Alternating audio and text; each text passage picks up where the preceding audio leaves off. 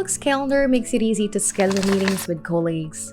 This is the best choice if you need to adjust your availability in your calendar without having to invite someone, or if you're setting up a simple meeting with one or more individuals. The following steps will walk you through its process. While in Outlook, click the calendar icon in the lower left part of the window to open it up. In Outlook Calendar, select New Appointment. Fill in the necessary information.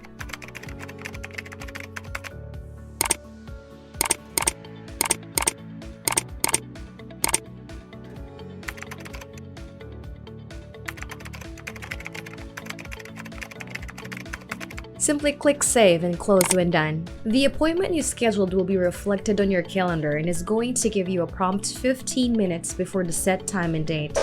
New meetings allow you to create a meeting where you can invite individuals by either entering their email in the required or optional field, or you can go to the address book in the ribbon where it will open up the global address list so that you can search and locate attendees.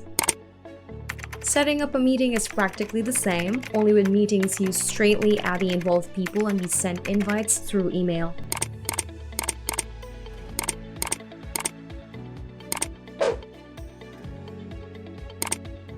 Online meetings are now a go-to for most, if not all, companies. Our team uses Microsoft Teams in holding virtual sessions like brainstorming, training, etc. Locate the tool in the ribbon. Click on the icon.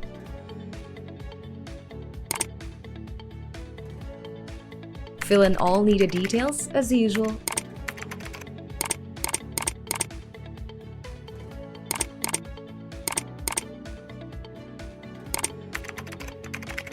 The Show Us menu will allow you to select your appropriate description for how the time is marked on your calendar. This also affects the free time or busy time others can see on your calendar. You can set a reminder for the meeting and mark it as reoccurring. You can choose to set the meeting to reoccur according to the preference you select on the recurrence screen. Recurring meetings will show up on your calendar with a recurrence icon in the bottom right corner of the appointment or meeting. By selecting the private option, it allows you to mark the item as private so that others cannot see the details of the meeting or appointment. By selecting an importance level, you can display the importance of the meeting or appointment to the other attendees. Then hit Send.